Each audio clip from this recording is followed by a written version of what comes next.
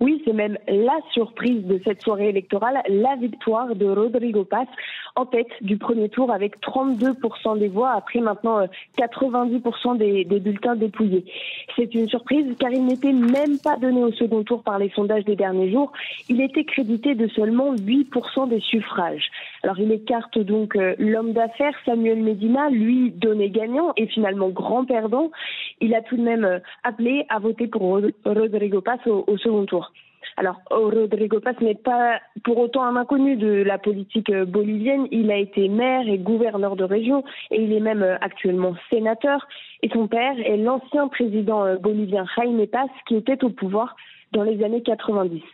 Alors, il sera opposé au second tour à l'ancien président par intérim Jorge Quiroga. Lui était bien donné second par les sondages et il arriverait pas très loin derrière son concurrent avec 27% des voix. Et puis l'autre information, Agathe, de ces premiers résultats, ce sont les chiffres importants du vote nul et blanc qui s'élèvent à près de 20%. Oui, et ce n'est pas du tout anodin. D'habitude, le vote nul est plutôt aux alentours de 4%. Mais ces 20%, il s'explique car c'est devenu un vote un peu non officiel en faveur d'Evo Morales. L'ancien président bolivien n'a pas pu se représenter, sa candidature a été rejetée par le tribunal électoral. Or, il dispose d'encore beaucoup de soutien en Bolivie et faute, selon lui, de candidats satisfaisants à gauche, il avait appelé ses partisans à voter nul.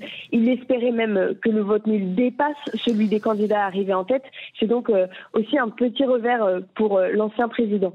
Et cela a par ailleurs beaucoup joué dans la défaite historique que vit la gauche bolivienne et le MAS, le mouvement vers le socialisme, le parti qui a gouverné pendant presque 20 ans le pays.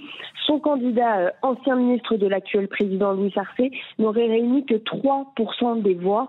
L'autre candidat de gauche, a priori plus proche d'Evo Morales, aurait réuni, lui, 8% des voix. Cette division à gauche s'ajoute à la crise économique que traverse le pays. Et ce qui est sûr ce soir, c'est qu'une page se tourne en Bolivie et l'hégémonie politique du MAS prendra fin le 19 octobre prochain lors du second tour de l'élection.